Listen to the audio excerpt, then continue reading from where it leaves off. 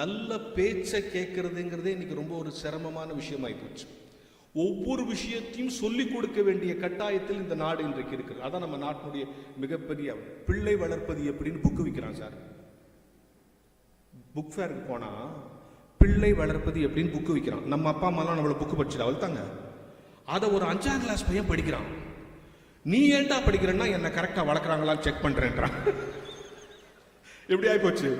இந்த உலகத்தில் ஒரு மனிதர் இந்த உலகத்தில் வாழ்ந்து உன் மனைவியை நீ நேசிக்க வேண்டும், நேசிக்க வேண்டும் என்பதை தாண்டி மதிக்க வேண்டும் என்று ஒருவர் சொல்லிக் கொடுத்து விட்டு போயிருக்கார். நல்லா புரிஞ்சுங்க, இதுல இருக்கக்கூடிய ஒரு டிவைன் செட்டப் என்னன்னா, அப்பா அம்மாவுக்கு நம்ம செய்யறது கடமை, கடன். பிள்ளைகளுக்கு செய்ய வேண்டியது கடமை இல்லையா? அப்பா அம்மாவுக்கு நாம ஒன்று செய்யறோம்னா அது கடன். அவங்க நம்மளை வளர்த்துருக்காங்க, அதுக்கு நம்ம திருப்பி செலுத்தணும். பிள்ளைகளுக்கு நமக்கு பிறந்திருக்கான், அவன் கீழ்ப்படுகிறானோ இல்லையோ செய்யணும், அது கடமை. ஆனால் மனைவிக்கு செய்ய வேண்டியது எந்த எட்டில் வரும், எந்த தலைப்பில் வரும்? கடமையா கடனா? ரெண்டும் இல்லை. அதுதான் வேதாந்தி மகரிஷி சொல்லி கொடுத்திருக்கிறார். அது கடமையும் அல்ல, கடனும் அல்ல, அது ஒரு வழிபாடு, அது பக்தி சார்ந்தது என்று சொல்லி கொடுக்கிறார். இதை சொல்றதுக்கு ஒரு தைரியம் வேணும் இல்லையா? இன்றைக்கு மனைவியை வணங்குகிறேன்னு சொல்றதுக்கு, அந்த சொல்ல உச்சரிக்கிறதுக்கு கூச்சப்படுகிற ஆண்கள் இருப்பாங்க. ஏன், என்ன காரணம்? எனக்கு தெரிஞ்சு ஒரு பையனுக்கு ரொம்ப நாளாக கல்யாணமே ஆகலை. ஏண்டா கல்யாணம் ஆகலைன்னா எங்கள் அம்மா தான் காரணம்னா. அவங்க என்னடா பண்ணாங்கன்னா அவங்கள மாதிரியே பொண்ணு கேட்குறாங்கன்னு. நான் சொன்னேன், இது ரொம்ப ஈஸிடா. அடுத்த தடவை கல்யாணம் பார்த்தாங்கன்னா, வரன் பார்த்தாங்கன்னா, அந்த அட்ரஸை நீ வாங்கிக்கோ, நீ முன்கூட்டியே இன்ஃபர்மேஷன் கொடுத்துரு. உங்கள் அம்மாவுக்கு என்ன கலர் பிடிக்குமோ அந்த கலர்லேயே பட்டு போட கட்ட சொல்லு. உங்கள் அம்மாவுக்கு என்ன டிஃபன் பிடிக்குமோ அந்த டிஃபனே செய்ய சொல்லு. உங்கள் அம்மா காஃபி பிடிக்குன்னா காஃபி போட சொல்லு, டீ பிடிக்குன்னா டீ போட சொல்லு, ஸ்ட்ராங்குனா ஸ்ட்ராங்கு, லைட்னா லைட்டு, என்ன பாட்டு பிடிக்குமோ அந்த பாட்டே பாட சொல்லு. நீ இன்ஃபர்மேஷன் கொடுத்துருன்னேன். நல்ல ஐடியானேன்னு சொல்லிட்டு அடுத்த முறை சொல்லிட்டு என்ன சொன்னேன், அண்ணே நீங்கள் சொன்ன மாதிரியே பண்ணிட்டேன், முன்கூட்டியே நான் இன்ஃபர்மேஷன் கொடுத்துட்டேன், வர மாதம் நிச்சயம், அடுத்த மாதம் கல்யாணம்னா. ரொம்ப சந்தோஷம். ஒரு 3 மாதம் அவனை ஆளையே காணும். ஒரு நாள் வழியில் பார்த்து, நான் தான் ஐடியா கொடுத்தேன், ஏன்டா எனக்கு கல்யாணத்துக்கே சொல்லணும்னா, அடப்போங்கண்ணே கல்யாணமே நடக்கலண்ணே. ஏன்டாண்ணே, எல்லாம் எங்கள் அம்மா மாதிரி இருந்தவொடனே எங்கள் அப்பா வேணான்ட்டான்னு. அவரு பிரச்சனை, அவருக்கு ஏற்கனவே இந்த அம்மாவோட 20 வருஷம் தான், அதே மாதிரி ஒரு ஆடு போட்டு வரணும், அவரு வேணாம். ஸோ இதெல்லாம் இல்லை குடும்பம். நல்லா புரிஞ்சுங்களேன். பெண் இங்க பேசும்போது மனைவி, இந்த நான் ஒரு தடவை ரோட் இப்ப கூட ஒரு இந்த ரேமேன்ஸ் ஷோரூம் இருக்குல்ல, அந்த ஷோரூம் வாசல்லாம் ஒரு வேர்டு போட்டுருக்கேன் சார், கோட் போட்டு பார்த்துருக்கீங்களா? The complete man. இது த கம்ப்ளீட் மேன். எனக்கு புரியல அந்த அட்வர்டைஸ்மெண்ட். ஒரு நாள் அந்த கடைக்குள்ள போனேன், வா என்ன உங்க ஷோரூம் வாசல்லாம் த கம்ப்ளீட் மேன் போட்டுருக்க என்னன்னா, அவன் சொன்னான், சார் நீ படிச்சா கம்ப்ளீட் ஆக மாட்டேன், சம்பாரிச்சா கம்ப்ளீட் ஆக மாட்டேன், சொத்து சேர்த்தா கம்ப்ளீட் ஆக மாட்டேன், உன் பிள்ளைங்களுக்குலாம் கல்யாணம் பண்ணி வச்சா கூட கம்ப்ளீட் ஆக மாட்டேன், என்னைக்கு எங்க கோட்டை போட்டுறியோ அன்னைக்கு தான் நீ கம்ப்ளீட் ஆகிற. அவன் சொல்ற விளக்கம் முழுமை அடைதல் இருக்கு இல்லையா, அதுதான் அவன் விளம்பரமா சொல்றான், முழுமை அடைதல். அப்ப ஒரு பெண் எப்பொழுது முழுமை அடைகிறாள் நம்ம எல்லாருக்கும் தெரியும். பருவமடைதல், மணமகளாதல், தாயாகுதல், முழுமை அடைதல். ஒரு ஆண் ஒரு பெண்ணை எப்படி பார்ப்பான்? எந்த ஆணா இருந்தாலும், நான்ல இருந்து கல்யாணமாகாத பையன்லேருந்து சின்னசாமி ஐயாலேருந்து எல்லாரும் ஒரு ஆண் முதல்ல எப்படி பார்ப்பான்? யங் ஏஜில் பெண்ணா அழகானவள், ரசிக்க தகுந்தவள், பெண்ணா அழகானவள், இதான் ஃபர்ஸ்ட். அப்புறம் கல்யாணமாகி கொஞ்ச நாள் வளர்ந்த பெண்ண, சே அவள் அழகானவள் இல்லை, அவள் மேன்மையானவள், நம்மளை பார்த்துக்கிறா, நம்ம குடும்பத்தை பார்த்துக்கிறா அப்படிலாம் நினைப்பான். இன்னும் கொஞ்ச காலம் வயசான பிறகு இந்த ஸ்டேட்மெண்ட் மாறணும், சே அவள் மேன்மையானவள் மட்டும் இல்லை சார், உன்னதமானவள் சார். இந்த வயசுல என்னை பற்றி நினைக்கிறேன். இதான ஒரு ஆண் பெண்ணை பார்க்குற ஸ்டேஜ். இதை ஒரு பெண் ரிவர்ஸில் பார்ப்பா. அப்படியே ஒரு பெண் கிட்ட போய் நீ மேன்மையானவள் இல்லைன்னு சொல்லி பாருங்க, ஆமாப்பா நாங்கெல்லாம் மேன்மையானவள் தான், இல்லை என்ன பண்ண சொல்ற பொண்ணு. அதே உன்னதமானவள் இல்லைன்னு சொல்லி பாருங்க, ஆமா ஒன்றும் உன்னதமானவள் என்ன பண்ணுற. அதே ஒரு பொண்ணுகிட்ட போய் நீ அழகானவள் இல்லைன்னு சொல்லி பாருங்க, செத்திங்க நீங்க. மேன்மையும் உன்னதம் தான் தன்னுடைய அழகு என்று என்றைக்கு பெண் நினைக்கிறாளோ அன்றைக்குத்தான் பெண் தன்னிலிருந்து மேலே வருவாள். இந்த கான்செப்ட் ஒன்று இருக்குல்ல. இப்போ மார்ச் 8ஆம் தேதி என்ன,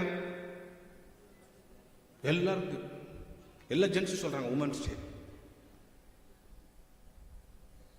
சில உமன்ஸ் டேல என்ன பேச கூப்பிடுவாங்க, சார் இல்லையா எங்கள் உமன்ஸ் டே சார், என்னம்மா பண்ணுவீங்க? காலையில் 8:30 மணிக்கு ரெஜிஸ்ட்ரேஷன் சார், அப்புறம் கோல போட்டி சார், அப்புறம் டான்ஸ் போட்டி சார், அப்புறம் பாட்டு போட்டி சார், அப்புறம் நீங்கள் பேசணும் சார், ப்ரைஸ்லாம் கொடுப்பீங்க சார், எல்லாம் முடிஞ்சு போயிடுவோம் சார், உமன்ஸ் டே. நான் என்ன சொல்கிறேன், சில்ட்ரன்ஸ் டேவை யார் கொண்டாடணும்? பேரண்ட்ஸ் கொண்டாடணும். டீச்சர்ஸ் டேவை யார் கொண்டாடணும்? ஸ்டூடெண்ட்ஸ் கொண்டாடணும். அப்போ உமன்ஸ் டேவை யார் கொண்டாடணும்? இவங்களே குடிக்கும் முயற்சினா அது என்ன சார் உமன்ஸ்? ஒன்று அவங்க சொல்லுவாங்க, அவங்க கொண்டாட மாட்டாங்களா சார், எந்த ஆண் கொண்டாடுறா, அதனால நாங்களே கொண்டாடிக்கணும். இந்த புரிதல் இன்னைக்கு வந்திருக்குல்ல, இது அன்றைக்கே அந்த மகானுக்கு வந்து நீ ஒரு பெண்மையை மதிக்கிற சமுதாயம் தான் மேல வரும். ஏன்னா இந்த சமுதாயமே பெண் வழி சமுதாயம் தான். இன்னைக்கு தான் ரேஷன் கார்டுல குடும்ப தலைவர் நம்ம பேர் வந்துச்சு. ஆதி காலத்தில் பார்த்தீங்கன்னா பெண் தான் இந்த நாட்டில் சமுதாய தலைவியாக இருந்திருக்கிறாள். மெல்ல மெல்ல ஆணாதிக்கம் வந்திருக்கு. நான் ஆணாதிக்கம்னு சொல்லி ஆணை தாழ்த்து பேசலங்க. இந்த மிஸ் அண்டர்ஸ்டாண்டிங் இருக்குல்ல, கணவனுக்கும் மனைவிக்குமான உறவு. இப்ப இவர் சொன்னார்ல, எனக்கு இந்த ஹோல் ப்ரோக்ராம்லயே பிடிச்சது என்ன தெரியுமா? பேராசிரியர் சொன்னார்ல, பாருங்க பாருங்க இந்த மிஸ் என்ன விஷன் மட்டும் இல்ல, கவனிங்க, இரண்டு உள்ளங்கைக்குள்ளே ஒரு சக்தி இருக்கிறது என்று சொன்னாரே, இரண்டு உள்ளங்கள் இணையும் போது ஒரு சக்தி உருவாகும் என்கிற சக்தியை உணர்கிற இல்லறம் எல்லாம் ஜெயிக்கும். இதான் பார்முலா. அப்ப இரண்டு இல்லறங்களுடைய ஜெயிக்கிற என்னன்னா, சில பேர் ஆபீஸ்ல இருந்து வீட்டுக்கு வந்த பிறகு வீட்டையே ஆபீஸ் மாதிரி வச்சிருப்பான். பாத்துருக்கீங்களா?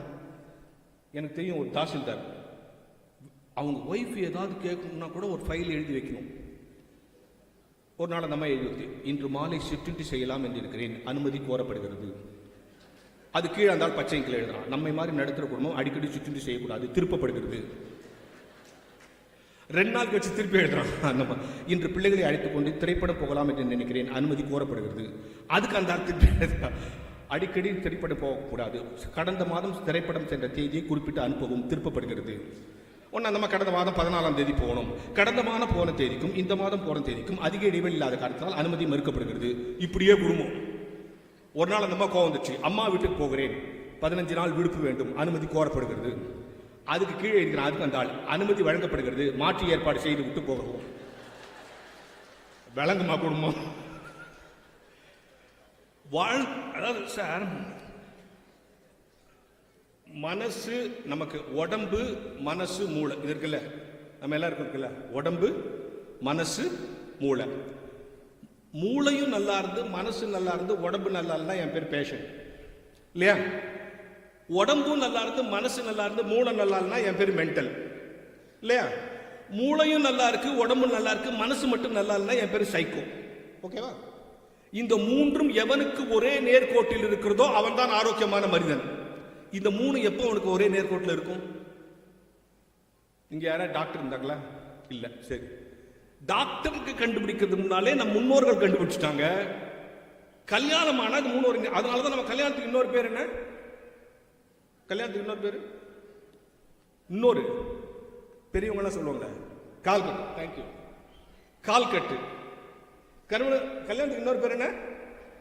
என்னதுக்கு கால் கட்டு? காலில் ஒரு கட்டா போடுறாங்க. ஆக்சுவலா நம்ம தான் கட்டுறோம் கழுத்துல.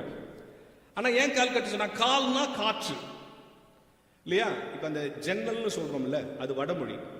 நான் தமிழ் வாத்தியார் பாடம் நடத்துறேன்னு கோச்சுக்காதீங்க, இன்ஃபர்மேஷன் தெரிஞ்சுக்கிறதுக்கு. ஜன்னல்னு சொல்றோம்ல, அது வடமொழி. அதுக்கு ஆக்சுவலா தமிழ்ல என்ன பேருனா, சரியான மொழி காலதர். அதர்னா வழி, கால்னா காற்று. இது ஜன்னலுக்கு தூய தமிழ் என்னன்னா காலதர். காலதர்னா காற்று வரும் வழி, அதர்னா வழி, கால்னா காற்று. இப்ப இது வழிதான் நமக்கு காத்து வருது. காலதர் வழி. அதரா இல்லைன்னா அது ஒண்ணு போக முடியலன்னா அதை புதர்னு சொல்லுவான். இந்த பக்கம் போகாத வழியில புதர் சொல்றாங்க. இப்ப கால் கட்டுன்னு ஏன் சொல்றான்? கால்னா காற்று தெரிஞ்சிச்சு. 3 தடவை நம்ம பிரீத்திங் எப்ப தெரியுமா வித்தியாசமா இருக்கும்? பசிக்கும் போது நம்ம பிரீத்திங் வித்தியாசமா இருக்கும், கோவம் வரும்போது நம்ம பிரீத்திங் வித்தியாசமா இருக்கும், ஆசை வரும்போது நம்ம பிரீத்திங் வித்தியாசமா இருக்கும். இந்த 3 காற்றையும் கட்டுப்படுத்துகிற கடமைக்கு ஒரே சூத்திரதாரி நம் மனைவிதான் என்பதால் தான் திருமணத்திற்கு கால் கட்டு என்று பெயர் வைத்தார். அப்போ நல்லா புரிஞ்சுங்க, நிறைய ஆண்கள் நினைச்சிருக்காங்க, என்னால் தான் சார் இந்த குடும்பமே நடக்குது அப்படின்னு அவர் வெளியே சொல்லிப்பாரு. வீட்டில் அந்த மாதிரி சொல்லுவாங்க, இந்த மனுஷனுக்கு ஒன்றும் தெரியாது. 2 வீட்டில் எல்லா வீட்லையும் நடக்குது அந்த மாதிரி சொல்றாங்க. நான் சொல்ல சார், அவங்க சொல்லுவாங்க எல்லா வீட்லையும் நடக்குது, அவங்க வீட்டில் நடக்குது தெரிஞ்சுட்டு. வெளியே அவர் தான் சொல்லிப்பாரு, நான் தான் சார் இந்த குடும்பத்தை தூக்கி சுமக்கிறேன் அவர் சொல்லிப்பாரு. உள்ள அந்த மாதிரி சொல்லுங்க, இதுக்கு ஒன்றும் தெரியாது. உண்மையிலே கல்யாணம்னா என்ன தெரியுமா? என்னமோ பெருசா தெரிஞ்சுக்க போறோம்னு தெரிஞ்சு நமக்கு ஒண்ணுமே தெரியாதுங்கிறத தெரிஞ்சுக்கிறதுக்கு பேர் தான் கல்யாணம். இதுதான் ஆக்சுவல் ஃபார்முலா ஆஃப் மேரேஜ் இல்ல? அப்போ ஒண்ணுமே தெரியாதுன்னு நினைச்சிட்டு தமிழ் இவங்க சொன்னால மகரிஷி ஒரு கவிதை எழுதியிருக்காருல சார், இந்த ஒரு கவிதையை பற்றியே 3 மணி நேரம் பேசலாம் சார். இந்த ஒரு கவிதையை பற்றி எனக்கு ஆசையாக இருக்கு. நான் இந்த கவிதையை எடுத்தோன்னே வாசிக்கணும்னு ஆசைப்பட்டேன். நானே ஒரு தமிழ் ஆசிரியரா, அவர் வாசித்தார். அதில் ஒரு இடத்துல எழுதியிருக்காரு பாருங்க, பண்பாட்டின் அடிப்படையில் இணைப்பதியாய் கொண்டு. கல்யாணம்ங்கிறதுக்கு அது இந்தியன் கல்ச்சர். வெளிநாட்டிலலாம் அவ்வளோ நம்ம 3 முடிச்சு போடுறான்ல, இந்த முடிச்சுங்கிறது அவுக்கிறது கஷ்டம் இல்லையா, பிரியக்கூடாது முடிச்சு. வெளிநாட்டில் என்ன பண்ணுவோம், மோதிரம் போடுவோம், வசதியை எப்போ வேணா கட்டிக்கலாம் நைஸா. அந்த கான்செப்ட்லேயே சொல்றான் பாருங்க. ஆனால் தான் எப்போ வேணா பிரிச்சு போயிடுறான். அதுக்கேற்ற மாதிரி தான் மோதிரம் போடுறான். இப்போ எல்லா விளக்குலையும் எல்லா ஃபங்க்ஷன்லையும் குத்து விளக்கு ஏற்றுறாங்கல்ல சார், ஏன் ஏற்றுறாங்க? யாரோ ஒரு அம்மா சொல்றாங்க, ஒரு நன்மைக்கு. எனக்கு பிடிச்சிருக்கு. என்ன தெரியுமா, ஒரு அவை ஒரு பேச்சாளனோடு பயணிப்பது என்பது மாதிரி பேச்சாளனுக்கு ஒரு சந்தோஷம் கிடையாது. இந்த அவை என்னோடு பயணிக்கிறது, இந்த அவை என்னை உற்று நோக்கி கொண்டே இருக்கிறது, இந்த அவை என்னை உள்வாங்கிக் கொண்டே இருக்கிறது, இந்த அவை என் கருத்துக்களை ஆமோதித்துக் கொண்டே இருக்கிறது. எனவே மகிழ்ச்சி, சந்தோஷம். சார் நான் கேட்குறேங்க, ஏன் குத்து விளக்கு ஏத்துறாங்க? ஒரு நன்மைக்கு. ஒரு அம்மா சொல்றாங்க ஒரு நன்மைக்கு. வேற ஐயா யாரா பதில் சொல்லலாம்ல? மங்களம் உண்டு. சில பேருக்கு இது மாதிரி நிறைய பேருக்கு தெரியாது. ஏத்துற ஆளுக்கே சில பேருக்கு தெரியல. ஒரு நாள் ஒரு ஃபங்க்ஷன் ஒருத்தர் ஏற்றிட்டு வந்துரு, என்ன குத்துவிளக்கு ஏற்றுனீங்கன்னு. ஏற்ற சொன்னாங்க, ஏத்தனை எனக்கு என்ன தெரியும்னு.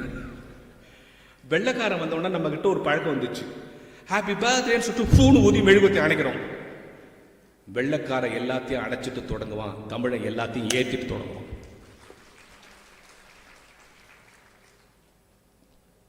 நன்றாக புரிந்து கொள்ளுங்கள், இல்லற வாழ்க்கையினுடைய வெற்றி என்பது இந்த குத்து விளக்கு.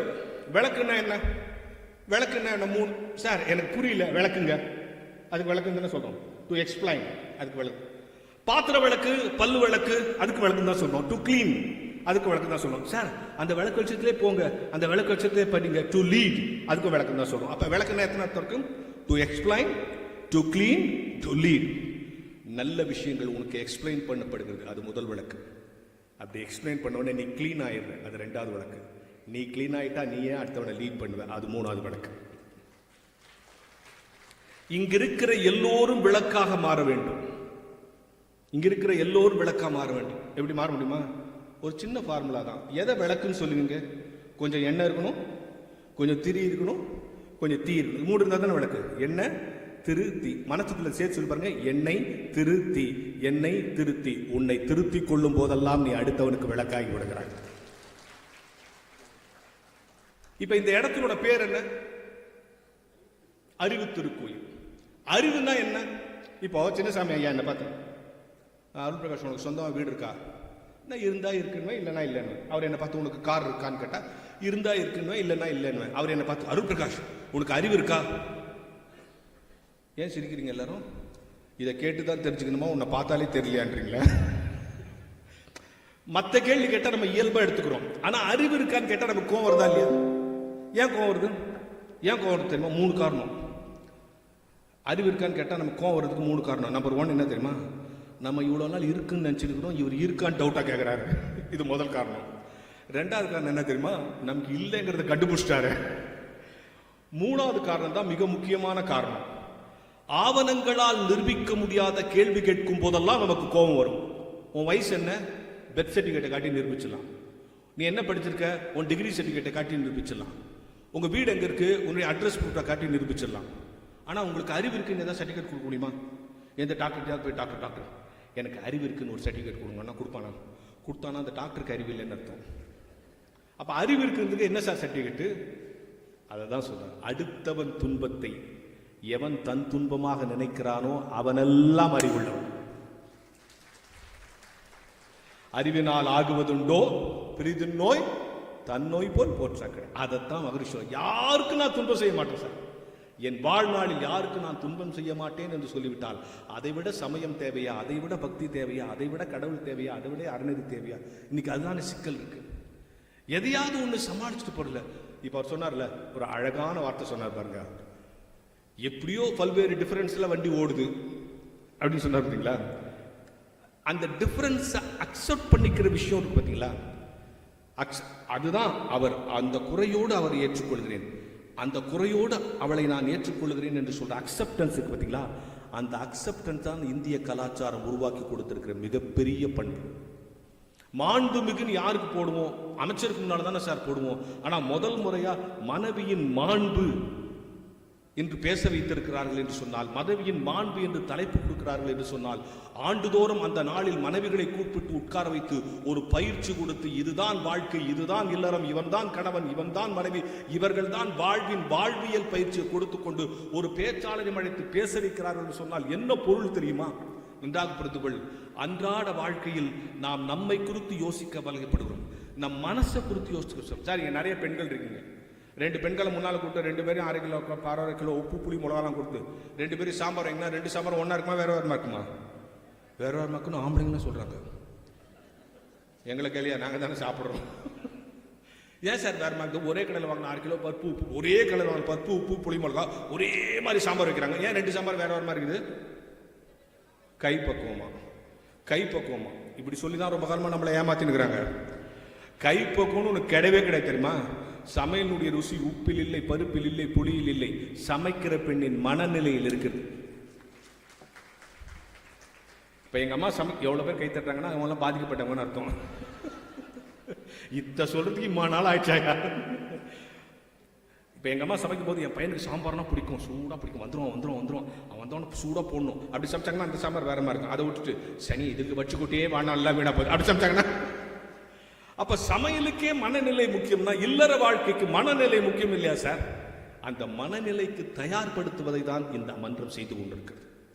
யோசித்து பாருங்க, இவர்கள் உங்கள் மனநாளில் அறிமுகமானவர்கள் அல்ல, இன்னும் வாழ்நாளில் வரப்போகிறவர்கள். ஆனால் இன்றைக்கு நீங்க வந்து உட்கார்ந்த பிறகு உங்களுக்குள்ளே ஒரு ஒரு விஷயம் உங்களை பத்தி கொஞ்சம் நேரம் யோசிக்க ஆரம்பிக்கிறீங்கல்ல, உங்க மனைவியை பத்தி யோசிக்க கொஞ்சம் ஆரம்பிக்கிறீங்கல்ல, அவங்கள பாருங்க, தொடுங்க, நீ இதை சொல்றதை சொல்லுங்க அப்படின்னு சொல்லும்போது இந்த அனுபவம் இருக்கு பார்த்தீங்களா? இந்த பேச்சு, இந்த ஏற்பாடு, இந்த உணவு, இவைகளெல்லாம் மீண்டும் கிடைத்துவிடும். ஆனால் இங்கே ஒரு அனுபவத்தை நாம் பெற்றுக்கொள்கிறோமே, அந்த அனுபவம் தான் இன்றைக்கு இறைவன் நமக்கு கொடுக்கிற அருட்கொடை. அதுதான் மகரிஷி ஐயாவால் நமக்கு கிடைத்திருக்கிற ஒரு மாற்றம்.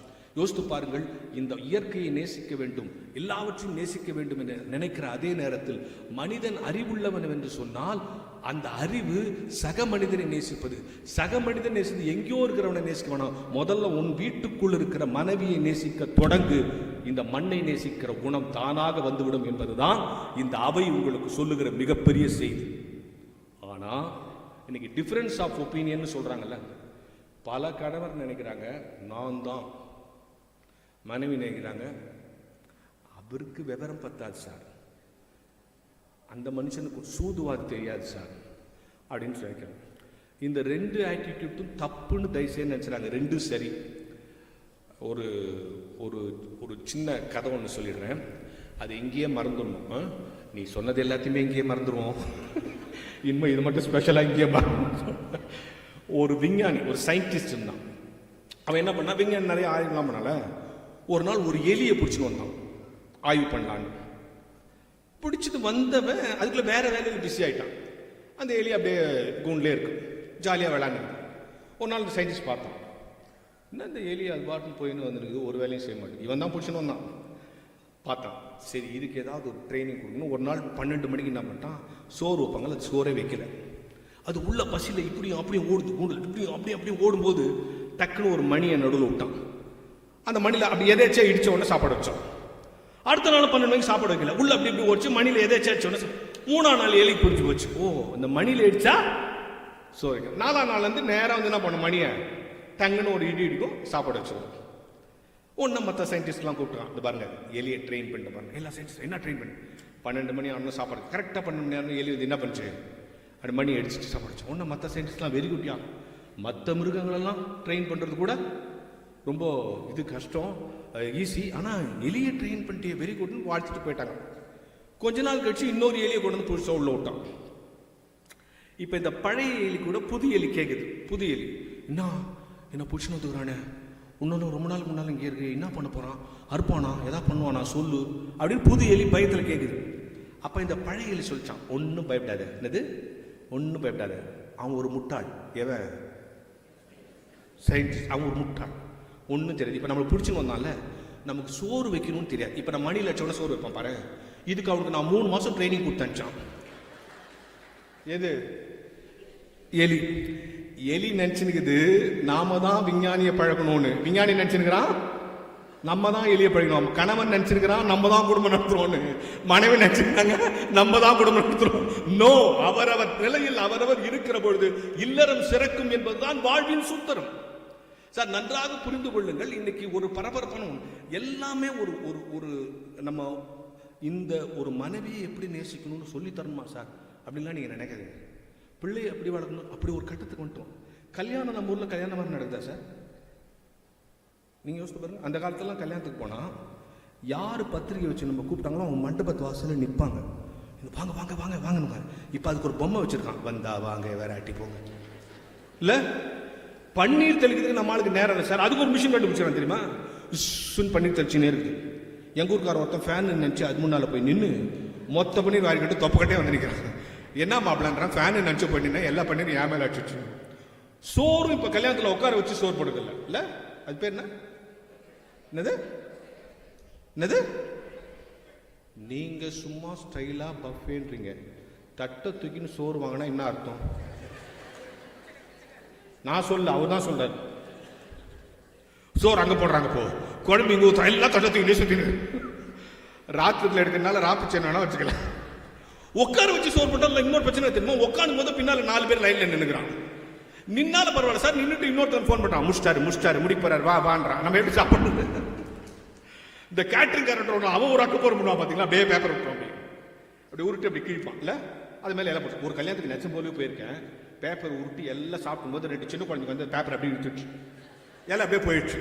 திருப்பி இழு அப்படியே இழுத்து சாப்பிட்டோம். எனக்கு இன்னி வரைக்கும் டவுட், போன இலை தான் திரும்பி வந்துச்சா இல்ல போனது ஒண்ணு வந்தது ஒண்ணா தெரியாது.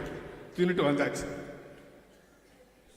சோ ஒரு எது எப்படி ஒழுங்கின்படி இல்லாத வாழ்க்கையில் ஒழுக்கத்தை கொண்டு வந்து சேர்த்து இன்னைக்கு யோசித்து பாருங்க. ரொம்ப இன்னைக்கு பேராசிரியர் பேசின பேச்சு இல்லற வாழ்க்கையினுடைய சிலபஸா வச்சிடலாம். ரொம்ப அழகா இந்த கண்ணில் இருக்கக்கூடிய சக்தி, இந்த செவி, நான் அப்படியே லைட்ஸ் கேட்டுட்டு இருந்தேன். அதுல நம்ம என்ன பேசணும்ன்றதே மறந்துட போது இவர் பேச்சு கேட்டு பயந்துட்டேன் நான். ஒரு ஒரு ஒரு கான்செப்ட் ஆஃப் த டாக்னு சொல்லுவாங்கல்ல, ஒரு அழகான ஒரு செய்தி. நீங்க நிறைய பேர் சொல்றான் புரிய மாட்டேங்குது. இல்ல மெட்ராஸ்ல ஒரு இடத்துல எழுதி போட்டுக்கிறான், உங்களுக்கு எழுத படிக்க தெரியாதா, எங்களுக்கு எழுதி அனுப்புங்கள் சொல்லி தருகிறோம். கொஞ்சம் பேர் தான் சிரிக்கிறாங்க, மற்ற பேருக்குலாம் அது ரைட்டு மாதிரியே தெரியுது. அவனுக்கு தான் எழுத போய் தெரியுது, எப்படி எழுதி அனுப்புவான்? என்னன்னா ரொம்ப இது கூட கவர்மெண்ட்ல, நல்ல வேலை கவர்மெண்ட் ஆஃபீஸர் யாரும் இருந்தா கோச்சுக்காதீங்க. கவர்மெண்ட்ல சில அறிவிப்பு போடுவான் பாருங்க சார். எலக்ட்ரிசிட்டி போர்டு அறிவிப்பு போட்டுருக்கான், அபாயம். என்னது அபாயம்னா டேஞ்சர் நமக்கு தெரியும். அது கீழே போட்டுக்கிறான் எச்சரிக்கை. அதான் அபாயம்னு போட்டேன். அப்புறம் எச்சரிக்கை தேவையில்லை, சரி எச்சரிக்கை.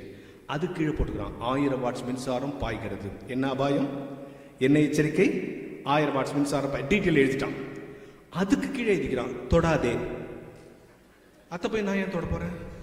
நீ தான் அபாயம்னு போட்டுக்கிற, எச்சரிக்கைன்னு வேற போட்டுக்கிற, 1000 வாட்ஸ் மின்சாரம் பாயுதுன்னு வேற போட்டுக்கிற. அது கீழே தொடாது. அது கீழே இன்னொன்று எழுதிக்கிறான், தொட்டால் செத்து விடுவீர்கள். ஏன்டா 1000 வாட்ஸ் மின்சாரத்தை தொட்டா செத்துவோன்னு நமக்கு தெரியாத? அதுக்கு கீழே இன்னொன்று எழுதிக்கிறான் சார், அதான் சிறப்பு, மீறினால் தண்டிக்கப்படுவீர்கள். அவன் தான் செத்து போடுவானே, நீ யாரை தண்டிக்க? ரொம்ப டீட்டெயிலா சொல்றாங்களாம். ஒரு அழகான இயற்கை சூழல் மிகுந்த பகுதியில் இந்த பகுதி எப்படி கிடைத்தது என்பது சின்ன வரலாறை சற்று முன்னர் இந்த அரங்கத்திற்கு பின்னால் இருக்கிற அவையில் சின்னசாமி ஐயா எனக்கு சொன்னார். சிலிர்த்து போனேன். அந்த நிமிடத்தில் இறைவனுடைய சித்தம் இல்லாமல், இறை அருள் இல்லாமல் எதுவும் நிகழாது. இந்த அரங்கம் துவங்கப்பட்டதிலிருந்து இந்த நிமிஷம் அருள் பிரகாஷ் இங்கே பேசிக் கொண்டிருக்கிறது வரை இறை அருளால் நிகழ்கிறது. இன்றைக்கு நீங்கள் வந்தது ஏதோ, இன்னைக்கு நம்ம ஃப்ரீயா இருந்தோம், இன்னைக்கு ஒருத்தவங்க கூப்பிட்டாங்க, இன்னைக்கு எனக்கு இன்விடேஷன் வந்துச்சு, அவர் ரொம்ப இன்வைட் பண்ணாரு, எங்க வீட்டுக்காரன் ஃப்ரீயா இருந்தாரு, அதனால வந்தோம்லாம் நினைக்காதீங்க. நீங்கள் பிறந்த அன்றே 2025ஆம் ஆண்டு ஆகஸ்ட் மாதம் இந்த தேதியில் இங்கே இருக்க வேண்டும் என்பது இறை சித்தம் என்கிற அடிப்படையில் தான் இங்கே வந்திருக்கு. அதை இந்த வளாகத்தின் முழுக்க நீங்கள் உணர்வீர்கள். நான் உணர்கிறேன், எனவே பேசுகிறேன். நன்றாக புரிந்து கொள்ளுங்கள். ஒரு ஒரு ஒரு மனித வாழ்க்கையினுடைய இன்னைக்கு அவங்க பிள்ளைகள் சில பேர் என்ன செய்யறாங்கன்னா, இந்த லயன்ஸ் கிளப் ரோட்டரி கிளப்லாம் பேச கூப்பிடுவாங்க. சார் எங்கள் லயன்ஸ் கிளப் ஃபேமிலி மீட் இருக்குது சார். நான் நினச்சேன் நிறைய ஃபேமிலி வந்து அங்கே மீட் பண்ணும் போல இருக்குது. ஒரே ஃபேமிலியில் இருக்கிறவனே அங்கே தான் மீட் பண்ணுறான். அதான் இன்றைக்கி லைஃபினுடைய ஸ்டைல் ஆகிப்போச்சு இல்லையா? அப்பா ஒரு இடத்துல வேலைக்கு போகிறாங்க, அம்மா ஒரு இடத்துல வேலைக்கு போகிறாங்க, குழந்தை ஒரு இடத்துல படிக்க போகுது. 3 பேர் மீட் பண்ணுறதுக்கே வாய்ப்பு இல்லை. வீட்டுக்கு வந்தோன்னே குழந்தை ஃபோன் பண்ணோம், அம்மா நான் வந்துட்டேன். ஒன்று அம்மா கபோர்ட்லேருந்து ப்ரெட் எடுத்துக்கோ, ஃப்ரிட்ஜிலேருந்து ஜாம் எடுத்துக்கோ, தடவை தரலைன்னா www.jamtadavi.com பார்த்து நீயே கற்றுக்கோ, முடிஞ்சு போச்சு. வாரத்தில் ஒரு முறையாவது கணவனும் மனைவியும் பிள்ளைகளும் ஒன்றாக உட்கார்ந்து சாப்பிடுங்க. சாப்பிடும்போது பேசக்கூடாது என்று சொல்லுகிற ஒரு கான்செப்ட் ஒரு காலத்தில் இருந்துச்சு. சாப்பிடும்போது பேசு, சந்தோஷம். ஒரு நாளாவது ஃபேமிலி மீட்டிங்னு ஒன்று போடுங்க. சிரிப்பாக வருதில்ல என்ன பார்த்தா, ஐயோ ஆஃபீஸ் மீட்டிங்கே எங்களால் நடத்த முடியல, என்ன ஃபேமிலி மீட்டிங். உங்கள் பிள்ளைங்களுக்கு முன்னால் நீங்கள் என்ன முடிவு எடுக்கிறீங்கிறது அவன் சின்ன பையன்லாம் நினைக்காது. நம்ம குடும்பத்தில் என்ன நடக்குதுன்னு நம்ம பிள்ளைக்கு தெரிஞ்சிருக்கணும். நம்ம அப்பா எந்த கடனை வாங்கி இந்த பிரச்சனையை சமாளிக்கிறாருன்னு பிள்ளைக்கு தெரிஞ்சிருக்கணும். மனைவி, கணவன், பிள்ளைகள் என்கிற இந்த 3 சங்கம் இருக்குல்ல, இந்திய நாட்டினுடைய மிகப்பெரிய பலமே குடும்பம் தான். இன்னைக்கு எல்லா நாடுகளும் சிதிலமடைந்து போவதற்கு காரணம் எது தெரியுமா? முதல்ல அங்கே குடும்பம் சிதைஞ்சு போச்சு, அப்புறம் தான் அந்த நாடு சிதைய ஆரம்பிக்குது. நல்லா புரிஞ்சுங்க. எந்த சயின்டிஸ்டுக்கு முன்னாலும் நான் சத்தியம் பற்றி சொல்லுவேன், இந்த உலகம் அணுகுண்டுகளால் அழியாது, இந்த உலகம் உலகப்போர் வருவதால் அழியாது. இந்த நாட்டில் மானுட நேயம், மனித நேயம் குறைந்தால் இந்த உலகம் அழிய ஆரம்பிக்கும் என்பதை புரிந்து கொள்ளும். சரி சார், சில நேரத்தில் எங்கள் வீட்டுக்கார் வந்து எனக்கு தெரிஞ்சே போய் சொல்கிறாரு. சில நேரத்தில் என் ஒய்ஃப் அவங்க வீட்டுக்கு செஞ்சுட்டு என்கிட்ட மறைக்குது. நான் எப்படி இதை வந்து டீல் பண்ணுறது? இந்த கேள்வியெல்லாம் இப்போ உங்கள் மனசுக்குள்ளே என்ன ஒன்று சொல்லுவார்? பேசுறதுக்கு எல்லாம் நல்லா தாங்குது, வாழ்ந்து பார்த்தா தானே தெரியும். ஆமாம், இவர் சொல்லிட்டு போயிடுவார், இவங்க வீட்டில் எப்படின்னு தெரில, அதனால தான் அவர் கூட்டினே வரல. அப்படிலாம் நீங்கள் மனசில் இப்போ நினைப்பீங்களா இல்லையா? நினைப்பீங்க. சும்மா என்ன ஒருத்தர் சொல்கிறார், ஆமாம் சார் நினைக்கிறேன் சார். எவ்வளோ நல்ல மனுஷன் பாருங்க, அவருக்கு ஒரு கைத்தட்டல் கொடுங்க. ஒரு உண்மையை ஒத்துக்கிறார், உண்மையை ஒத்துக்கிறார் பாருங்க. என்னன்னாமா இந்த சொசைட்டியில் இன்னைக்கு இருக்கிற பிரச்சனை தெரியுமா? நான் ஒரு பள்ளிக்கூடத்தில் தமிழ் ஆசிரியர், தலைமை ஆசிரியர். இப்போ நான் எந்த பள்ளிக்கூடத்தில் 6ஆவதுலேருந்து 12ஆவது வரைக்கும் படித்தனோ அதே பள்ளிக்கூடத்தில் வாத்தியாராய் இப்போ அதே ஸ்கூலில் நான் ஹெட்மாஸ்டராக இருக்கேன். இப்போ நீங்கள் கை தட்டினீங்கல்ல, சொன்னோன்னே இதே எங்கள் ஸ்கூலில் சொன்னேன், டேய் நான் இங்கேயே படிச்சுட்டு இங்கேயே வாத்தியார்கிட்ட தெரியுமான்னா, அதுக்கு என் பையன் சொல்கிறான், இங்கே படித்தா இங்கே தான் வேலை கொடுப்பாங்க, வேறு எங்கே வேலை கொடுப்பாங்க. நீங்கள் கை தட்டினீங்க, அவன் பார்க்குற பார்வை இல்லை, நீங்கள் பார்க்குற பார்வை வேற. ஸோ ஒரு பார்வை, இவர் சொன்னார் பார்த்தீங்களா, அந்த பாருங்கன்னு சொன்னாரு. பாருங்க, எத்தனையோ முறை நீங்கள் பார்த்துருப்பீங்க, முறைச்சு பார்த்துருப்பீங்க, அன்பா பார்த்துருப்பீங்க, தப்பு பண்ணிட்டு திருன்னு முடிச்சிருப்பீங்க. நீங்கள் எப்படிலாம் எதுக்கு முடிப்பீங்கன்னு அவங்களுக்கு நல்லா தெரியும். ஸோ இது ஒன்று. ஆனால் அந்த பாருங்கிறத சொல்றதுக்கு என்னன்னா, ஒவ்வொரு மனிதனுடைய ஆங்கிள். கோவலன் கண்ணகி கதையை கிளாஸ்ல நடத்தி முடிச்சிட்டேன் சார், ஃபுல் கதையை சொல்லிட்டேன். இந்த வாத்தியாருக்கு ஒரு புத்தி இருக்கும்ல, கேள்வி கேட்போம்ல, இந்த கதையை பற்றி நீ என்ன நினைக்கிறேன்? கோவலன் கண்ணகி 2 பேர் இறந்துட்டாங்க. ஒரு பையன் வச்சு சொல்கிறான், போகிற இடத்துக்கெல்லாம் பொண்டாட்டி கூட்டின்னு போனால் இதான் சார் கேதி. ஒரு பொண்ணு வச்சு சொல்லுது, பொண்டாட்டி நகையெல்லாம் அடமானம் வச்சா இதான் சார் கேதி. ஒரே சிலப்பதிகாரம். ஆண் பார்க்கிற பார்வை வேறு, பெண் பார்க்கிற பார்வை தான் முக்கியம். உங்கள் குடும்பத்தில் உங்கள் கணவன் நீங்கள் யோசித்து பாருங்க. இப்போ இன்னைக்கு இருக்கிற ஒரு அசைக்க முடியாத, நீங்கள் உங்கள் கணவனை நம்புறீங்கிறத தாண்டி, நீங்கள் உங்கள் மனைவியை நம்புறீங்கன்றதை தாண்டி உங்கள் இல்லறத்தை நீங்கள் அதிகம் நம்ப வேண்டும். சார் இது என்ன சார் இல்லறத்தை நம்ம, எனக்கு புரியல. என் ஒய்ஃபை நான் நம்பலைன்னா பரவாயில்லன்றீங்க, என் ஹஸ்பண்டை நம்ம, எங்கள் 2 பேருக்குள்ள ஒரு பாண்டேஜ் வந்திருக்குல்ல, அதை நீங்க நம்புங்க. அந்த நம்பிக்கை உங்கள் இல்லறத்தையும் உங்கள் எதிர்காலத்தையும் சிறப்பாகும். எப்படி நம்பணும் தெரியுமா? எந்த சூழல். இன்னைக்கு இப்ப ஆப்பிள் கொடுத்தாங்க எல்லாருக்கும், கொடுத்துட்டு கடைசியா என்ன சொன்னாரு, என்ன அசைன்மெண்ட் கொடுத்தாரு, 2 பேரும் சேர்ந்து சாப்பிடணும். சேர்ந்து சாப்பிடணும் மீன்ஸ் ஷேர் பண்ணி சாப்பிடணும். ஸோ அதான் கான்செப்ட் இல்லையா? நீங்க 2 பேரும் சேர்ந்து சாப்பிடணும். எல்லா திருமணங்களையும் கணவன் மனைவி சேர்ந்த உடனே செய்கிற செயல்பாடுக்குலாம் ஒரு திருமணத்துக்கு இன்னொரு சொல் இருக்கு, விவாகம். இல்ல அப்படியே சொல் இருக்குல்ல, விவாகம். நான் ஒரு மீட்டிங்ல பேசிட்டு ஒரு திருமணத்தில் பேச கொடுத்தா நான் போக மாட்டேன். ஏன்னா எவனும் கவனிக்க மாட்டான், பொண்ணு மாப்பிள்ளையே கவனிக்காது, அதுங்களுக்கு தான் நம்ம பேசுவோம். இந்த மாதிரி ஒரு பெரிய மேடையில் ஒரு கல்யாணத்தில் என் ஃப்ரெண்டு நீ வந்து வாழ்க்கணும்னு பேசணும். நான் பேச ஆரம்பிச்ச உடனே மொய் எழுத வந்துட்டாங்க. கொஞ்சம் தள்ளுங்க நான் பேசினேன், அந்த ஓரம் வரைக்கும் போயிட்டேன். அப்படியே கடைசியில் ஒரு அம்மா சொல்லுது, தம்பி பேசணும்னா அந்த ரூம்ல யாரும் இல்லை, அங்கே போய் பேசேன்னு. நான் என்னமோ ஏன் சந்தோஷத்துக்கு பேசுறேன்னு நினச்சிக்கினேன். ஆனால் திருமணத்தில் பேச கூட போட்டேன். ஒரு திருமணத்தில் ஒருத்தர், சார் விவாகம்ங்கிற சொல்ல பத்தி நான் பேசுறேன். நான் தமிழ் வாத்தியார்ல, ஏதாவது நம்மள அறியாம வந்துடும். இப்போ பானுமதின்ற பேர்ல யாராவது இங்க இருக்கீங்களா? இல்ல இருக்கீங்களாமா? என்ன பானுமதினா என்ன பொருள் தெரியுமா? சொல்லுங்க. Okay, thank you. பானுமதினா என்ன தெரியுமா? பானுனா சூரியன், மதினா ஒரே பொண்ணுக்கு சூரியன் நிலவுன்னு பேர் வச்சுக்கிறாங்க. என்ன அர்த்தம்? சில நேரத்தில் அவங்க சூரியன் மாதிரி இருப்பாங்க, சில நேரத்தில் நிலா மாதிரி இருப்பாங்க. ஸோ எல்லாருமே பானுமதி தான். ஆண்களுக்கு அப்படி ஒரு பேர் இருக்குது. என்னது இது? ரெண்டும் வராம சொல்லுங்க. ரவிச்சந்திரன். ரவினா சந்திரன்னா. அப்ப என்ன கான்செப்ட்? நம்ம முன்னோர்கள் எல்லா மனிதரும் எல்லா நேரத்திலும் ஒரே மாதிரி இருக்க மாட்டான். அப்ப அவன் கோபமா இருக்கும் போது நான் தாழ்ந்து போகுது, அவள் கோபமா இருக்கும் போது நான் தாழ்ந்து போகுதுதான் எங்கள் இல்லற வாழ்க்கத்தை ஸ்ட்ரெங்தன் பண்றது. யோசித்து பாருங்களேன், இல்லற வாழ்க்கத்தை ஸ்ட்ரெங்தன் பண்றது, புரிஞ்சுக்கிறது. சார் நான் ஒன்று சொல்றேன், கோச்சுக்காதீங்க. முதல் கொரோனால நிறைய பேர் செத்தாங்கல்ல, ரெண்டாவது கொரோனால நிறைய பேர் சாவல. ஏன் சொல்லுங்க? ஏன் சொல்லுங்க? அதெல்லாம் இல்லை. ரெண்டாவது கொரோனால எவனும் ஆஸ்பத்திரிக்கு போல, தெரிஞ்சிடுச்சு அவனுக்கு. அங்க போனாதான் காலி பண்றோம், நம்மளே பார்த்துக்கலாம். டெத் ரேட் குறைஞ்சு போச்சு. அப்போ நல்லா யோசித்து பாருங்களேன், இன்னைக்கு இந்த சமூகம் எப்படி இருக்கு? இந்த சமூகம் எப்படி இருக்கு? நீங்க எல்லாரும் டிவி சீரியல் பார்ப்பீங்களா? எல்லாரும் ரொம்ப நல்ல பிள்ளைங்க மாதிரி அமைதியாக உட்காந்துக்கிறாங்க. சில பேர் சொல்லுங்க, நான் பார்க்க மாட்டேன் சார், எங்க வீட்டில் பார்ப்பாங்க, நான் போகும்போது வரும்போது அப்படி பார்ப்பேன். ஒரு அம்மா சொல்லிச்சு, அந்த ஒரு சீரியல் மட்டும் நான் பார்ப்பேன் சார். ஏன்? அவளுக்கு என்ன கதியாகுதுன்னு பார்க்கணும், அது வரைக்கும் நான் பார்ப்பேன். எல்லாம் சீரியல் பார்ப்பேன், சரியா? இப்போ நான் ஒரு 5 டைலாக் சொல்றேன், இல்லைன்னா ஒரு 5 ஸ்டேட்மெண்ட். 5 dialogue 5 statement. நான் சொல்றேன், இந்த 5 டைலாக்கும் நீங்க பார்க்குற சீரியல்ல வரலன்னு நீங்க சொல்லிட்டீங்கன்னா உங்களுக்கு 5000 ரூபாய் பிரைஸ். ரொம்ப ரிலாக்ஸாக உட்காடுறாங்க. வந்தது தான் வந்தது, ஒரு 5000 ரூபாய் சம்பாரிச்சுனாலும் போயிடும். நம்ம பார்க்காத சீரியலா என்ன கேட்டுருவாரு ஒரு பெருசா அப்படின்னு வந்து உட்காராங்க. ரைட், ரொம்ப சந்தோஷம்.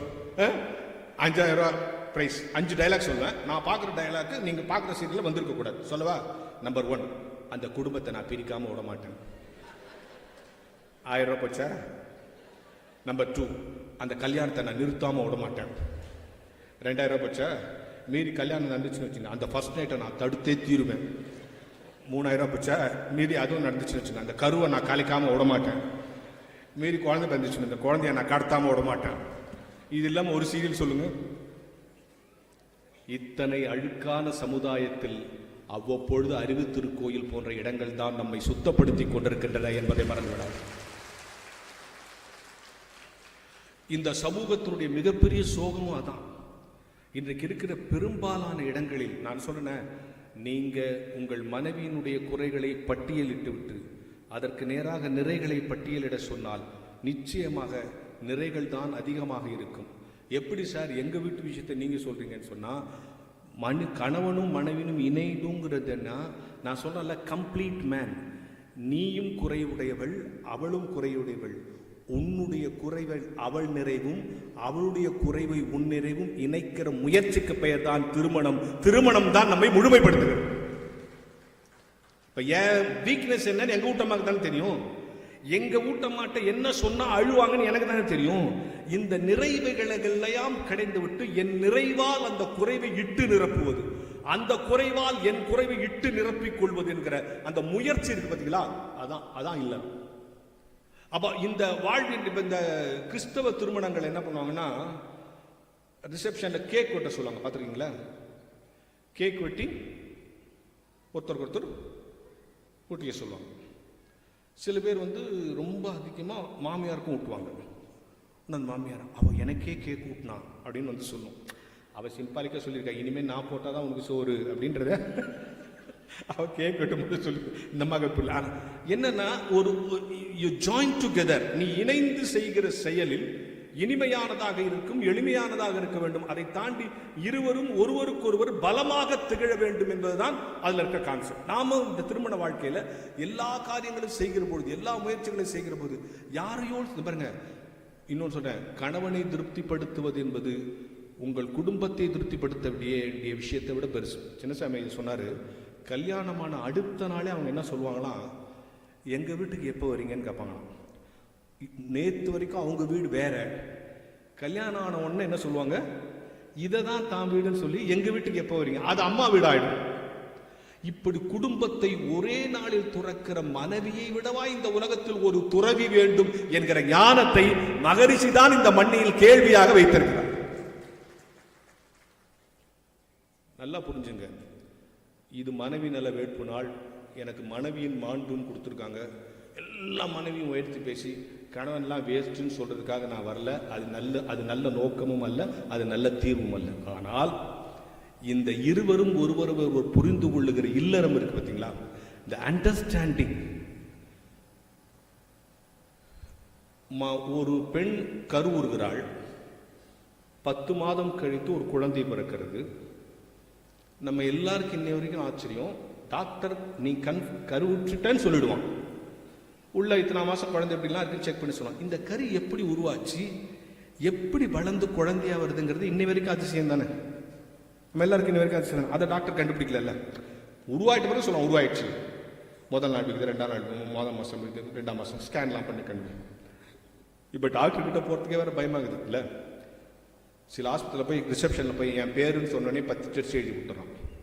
நம்ம இன்னும் நோயே சொல்லலை, பேர் தான் சொல்லிக்கிறோம். இந்தாங்க என்ன சார், நான் இன்னும் நோயே சொல்ல, பேர் தான் சொல்லிக்கிறேன். எதுவாக இருந்தாலும் இந்த 10 டெஸ்ட் எடுத்துட்டு வாங்க சார்ன்றான். சொல்லிட்டு அவன் ஹாஸ்பிட்டலில் இருக்கிற எல்லா மிஷினையும் படுக்க வச்சு எழுப்பிட்டு எல்லாம் ஓகேன்றான். என்ன ஓகேன்னா எல்லா மிஷினும் ஒழுங்காக ஒர்க் பண்ணுறது ஓகேன்றான். நம்ம ஓகே பண்ணுறது தெரில. இது நிலைமை டாக்டரால் கண்டுபிடிக்க முடியல. நான் ஒன்று கேட்குறேன் உங்களை, இத்தனை அதிசயங்களை ஒரு பெண்ணின் வயிற்றுக்குள் செய்த இறைவன், ஒரு வயிற்றுக்குள் இன்னொரு உயிர் உருவாகி உள்ளுக்குள்ளேயே கை காது மூக்கு என்று புலன்கள் எல்லாம் உருவாகி முழு உடலாக வெளியே வர செய்த இறைவன் ஏன் 10 மாசம் கழிச்சு அதை செஞ்சாரு?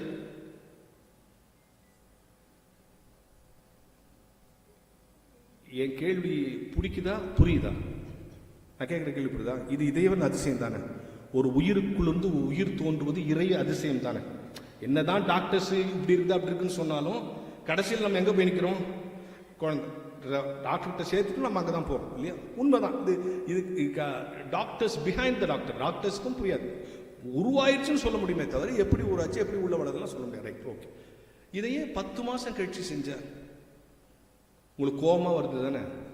இவ்வளோ காலம் 10 மாதமாக பிறந்திருக்குது, திடீர்னு இவன் வந்து நின்றுங்கன்னு ஏன் 10 மாதம், அது 12 மாதமாக ஆகுங்க, இல்லை 9 மாதமாக குறைங்கன்னு இந்த கவர்மெண்ட்டில் ஜீவோ போட்டால் குறைக்க முடியும். என்னன்னா இந்த பெண் கரு உருகிற வரை எப்படி வேணா இருப்பான். இந்த கரு உருவான பிறகு அந்த பெண்ணுடைய எல்லா செயலையும் கவனமா இருக்க சொல்லி சொல்லுவாங்கல்ல, பார்த்து நட, மெதுவாப்படு, திரும்பி படுக்கும்போது வேகம் படுக்காது. ஒட்டு மொத்தமா அந்த 10 மாசம் அவளை வந்து ஒரு எல்லா நிலைக்கும் பொறுமையாக தயாராகிற பிறகு ஒரு குழந்தை வந்து பிறகு. ஸோ வயிற்றுக்குள்ள இருக்கும் போதே அவங்களுக்கு ப்ரொஃபஷனல் பீரியட், ட்ரைனிங் பீரியடை கடவுள் கொடுத்துட்றான்.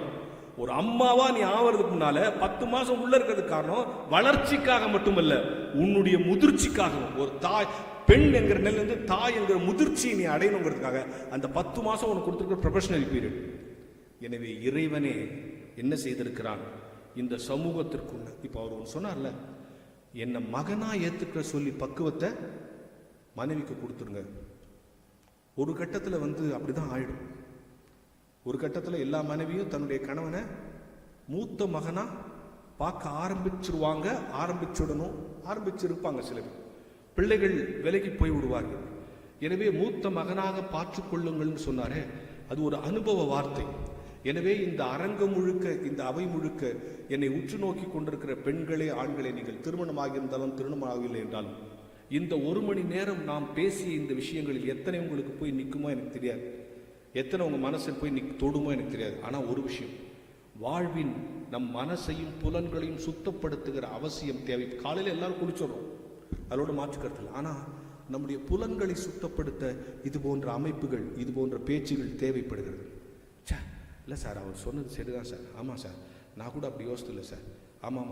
ஆமாம்மா அவர்கிட்ட குறை தான் இருக்குது, ஆனால் இந்த நிறை அவர்கிட்ட மட்டும் தான் இருக்குது, வேறு யாருக்கும் இல்லையா அப்படின்னு நீங்கள் யோசிக்க ஆரம்பிப்பீங்கல்ல. ஆமாம்மா அவளை இந்த விஷயத்துக்கு போய் நான் திட்டிருக்கேன், ஆனால் இந்த விஷயத்தில் அவள் எவ்வளோ கிரேட்டாக இருக்கா அப்படின்னு அந்த பேலன்ஸ் ஷீட் போடுறீங்கல்ல. நான் குடும்ப வாழ்க்கை என்பது வரவு செலவு திட்டங்களால் ஆனதல்ல. ஆனால் ஒன்றை தெளிவாக புரிந்து கொள்ளுங்கள். இன்னைக்கு இருக்க சமுதாயம், நான் சொன்ன டிவி சீரியல் சொன்ன விளம்பரங்களே இன்னைக்கு எவ்வளோ மோசமாக இருக்குது. பெண்ணை ஒரு அழகு ஒருத்தன் போய் ஒரு பொண்ணுகிட்ட என் கூட காசு சாப்பிட வரியான்றான், ஒரு அட்வர்டைஸ்மெண்ட். ஒன்று அந்த பொண்ணு சொல்கிறா, நீ பல்லு சரியாக விளக்க மாட்டேன், நான் கூட வரமாட்டேன்றா. ஒன்று அடுத்த நாள் ஏதோ ஒரு பிரேஸ் செட் அவன் வளர்க்குறான். அதுக்கு அடுத்த நாள் அந்த பொண்ணு அவனோட காசு சாப்பிட போகுது. இது ஒரு அட்வர்டைஸ்மெண்ட் காட்டுறானா, அவன் என்ன நினச்சான் இந்த அட்வர்டைஸ்மெண்ட் காட்டுறான்னா, இப்படி போட்டால் நிறைய பேர் இந்த பேஸ்ட்டை வாங்குவாங்கன்னு நினச்சி அவன் போடுறான். நம்மால் என்ன நினச்சி இந்த பேஸ்ட்டை வாங்குறாங்கன்னா, இந்த பேஸ்ட்டில் பல் வாங்கினா நிறைய பேர் நம்மளோட காசு சாப்பிட வருவாங்க பொழுது நீ நினச்சிக்கலாம். ரெண்டுமே தப்பு தானே. அப்போ ஒரு கலாச்சார சீரழிவு நம்மை சுற்றி நடக்கிற இந்த இயற்கை சூழல்ல இந்த இடத்துல உட்காந்து நல்ல விஷயங்களை கேட்கிற வாய்ப்பை வருஷத்துக்கு ஒரு 3 முறை ஏற்படுத்தி கொடுத்துருக்கிறாரே, அதுக்காகவே அந்த மகானுக்கு நம்ம வணக்கம் சொல்றோம். எங்க கிடைக்கும்? இல்லை, சென்னையில் நான் இப்படி ஒரு மணி நேரம் பேசுகிறேன், எவன் கேட்பான்? ஏறும்போதே சீட்டு கொடுப்பான். சார் ஜோக்காக பேசணும், சீக்கிரம் முடிச்சிடணும், அதுக்கு எதுக்கு என்ன கூப்பிட்டேன்னு வேணும். இப்படி தான் இருக்குது. ஆனால் இந்த அவை ஒரு அடர்த்தியான அவை, பொறுப்புள்ள அவை, உள்வாங்கிக் கொள்ளுகிற அவை. இதையை தாண்டி இந்த அமைப்புக்கு வர்ற அவைக்கு நல்ல ஒரு நிகழ்வை கொடுக்கணும், நல்ல பயிற்சியை கொடுக்கணும். இங்கிருந்து ஒரு கூட்டத்துடைய வெற்றி தரும். இங்கிருந்து நீங்கள் வெளியே போய் இந்த செருப்பு மாட்டும் போது what is the take home message today நீங்களே கேட்கணும். இறைவா எனக்கு இன்னைக்கு என்ன கொடுத்து அனுப்புற அப்படின்னு கேட்கணும். ஏதாவது கொடுத்து அனுப்புனா இந்த கூட்டம் வெற்றி. அப்படியே எம்டியா போனால் அதில் பிரயோஜனம் கிடையாது. ஆகவே ஒவ்வொரு நாளும் இறைவன் எதையோ நமக்கு கொடுத்து கொண்டே இருக்கிறான். அப்படி கொடுக்கிற அதான் சிந்தனை, நல்ல சிந்தனையாக இருக்கும். ஒரு ஜோசியக்காரன்ட்டு ஒருத்த போனேன் சார், கையை காட்டணும், 5 நிமிஷம் முடிச்சு கையை காட்டணும். அவர் வாங்கி பார்த்தாரு, அவன் ஜாதகத்தெல்லாம் பார்த்தாரு. பார்த்துட்டு நாளைக்கு வா அப்படின்ட்டார். நான் வெளியூர் போகிறேன், நாளைக்கு வா பார்த்து சொல்கிறேன்ட்டார். அவங்க ஒய்ஃப் கேட்டார், நீங்கள் எந்த வெளியூரும் போல, ஏன் அவனை நாளைக்கு வான்ட்டீங்க?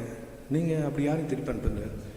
இல்லை அவன் நாளைக்கு சாயந்தரத்தோடு செத்துருவான், அவன் ஜாதகம் சொல்லுது, அதனால் நான் அவனுக்கு அதை சொல்ல விரும்பலை, அனுப்பிச்சிட்டேன். அவன் வாங்கிட்டே போனான். போகிற வேலை பெரிய மழை, இடி, மின்னல், என்ன பண்ணுறதுன்னு தெரில. டக்குனு ஒரு பாழடைஞ்ச கோயில் இருந்துச்சு, அந்த கோயிலில் போய் நின்னான். அந்த கோயிலை சுற்றி பார்த்தா கோயில் பயங்கர பாழடைஞ்சு, யாரும் பராமரிக்கல. ஆனால் கோயில் அழகாக இருக்குது, பராமரிக்காமல் ஒட்டடை கிட்டடை அழுக்கு ஒவ்வால் அது இது சுற்றி நிற்குது. சரி, இந்த மழைக்கு ஒதுங்குற நேரத்தில் நின்று இந்த கோயிலை பார்த்தேன். இந்த கோயிலை மட்டும் அழகாக பண்ணால் எப்படி நல்லாயிருக்கும். நம்மகிட்ட பணாச்சுன்னா இந்த கோயில் இந்த பக்கம்லாம் வெள்ளை அடிச்சு, இந்த பக்கம் இது பண்ணி, இந்த பக்கம் பெயிண்ட் அடிச்சு, அந்த பக்கம் லைட் போட்டு அப்படின்னு கற்பனையில் இந்த கோயிலை சரி பண்ணுறான். சரி பண்ணி அப்படியே மயக்கத்தில் வந்துட்டான். திடீர்னு ஒரு பெரிய சத்தம் வச்சு டக்குன்னு வெளியே ஓடியான்ட்டான். இவன் வெளியே வந்த பிறகு அந்த கோயில் இடிச்சு விழுந்துச்சு. வீட்டுக்கு போயிட்டான். அவங்க ஒய்ஃப் கேட்டா, என்ன ஜோசியக்காரன் இந்த போனீங்களா? இல்லை, அவர் நாளைக்கு வர சொல்லிட்டாரு. சரி, நாளைக்கு போய் கேட்டுவாங்க, வழியில் வேறு இந்த மாதிரி கோயில் இப்படி ஆயிருக்குன்னு சொல்லிட்டு போயிட்டு வாங்க. அடுத்த நாள் காலைல ஜோசியக்காரன் பார்க்கணும். ஜோசியக்காரன் பார்த்தோன்னா அதிர்ச்சி. ஆக்சுவலாக இவன் என்ன ஆயிருக்கணும், நேற்றே முடிஞ்சிருக்கணுமே, வரானேன்ட்டு. ஐயா என்ன விஷயம்? ஐயா நேற்று போய் இன்னைக்கு வர சொன்னேன்ட்டு ஜாதகத்தை வாங்கிட்டு திருப்பி போய் அவர் உள்ள ரெஃபர் பண்ணுறாரு. இப்படி ஆயுள் முடியணும்னு ஜாதகத்தில் போட்ட ஒருத்தன் பழைக்கணும்னா என்ன அப்படின்னா அந்த பரிகாரத்தில் போட்டிருக்கான். அவன் ஒரு பெரிய கோயிலை சரி செய்து செப்பனிட்டு அந்த கோயிலை கும்பாபிஷேகம் நடத்தினால் அவன் பிழைப்பான் அப்படின்னு போட்டிருக்கு. ஒரே நாள் அது நடந்திருக்க வாய்ப்பே இல்லையே. சரி, அப்படி செஞ்சு இவன் பழைச்சிட்டான். ஒரே நேரம் வந்துட்டான். நேற்று என்ன நடந்துச்சு சொல்லு. ஏன் நேற்று போனால் மழை பெஞ்சிச்சு, ஒதுங்கினா ஒரு கோயில், அந்த கோயில் அப்படியே சரி பண்ணுற மாதிரி நான் நினைச்சேன். அந்த நினைப்பே உன்னை காப்பாத்துச்சுடா, போட. அதான் ஔவையார் சொன்னான், அறம் செய்ய செய்யின்னு கூட சொல்ல, அறம் செய்ய நல்லது செய்யணும்னு ஆசைப்படும், நல்லது செய்யணும்னு ஆசைப்படும். ஆசைப்பட்டாலே போதும் என்கிற இடத்தில் உங்கள் நினைவில், நான் என் மனைவிக்கு நல்லவனாக இருக்க ஆசைப்படுவேன், என் கணவனுக்கு நான் நல்லவனாக இருக்க ஆசைப்படுவேன். ஆசைப்பட்டு தான் நாங்கள் கட்டிக்கொண்டோம். வாழ்நாள் முழுக்க இந்த ஆசையை நிறைவேற்றி கொண்டிருந்தால் எங்கள் இல்லறம் எல்லோரும் ஆசைப்படுகிற இல்லறமாக மாறும் என்கிற நினைப்பு தான் நம்மை ஜெயிக்க வைக்கும். எனவே ஒவ்வொரு மனைவியையும் பாடமாக வைத்துக் கொள்ளுங்கள், ஒவ்வொரு கணவனையும் பாட புத்தகமாக வைத்துக் கொள்ளுங்கள், ஒவ்வொரு நாளும் மாறி மாறி படித்துக் கொள்ளுங்கள். வாழ்க்கை சிறக்கும். நன்றி, வணக்கம்.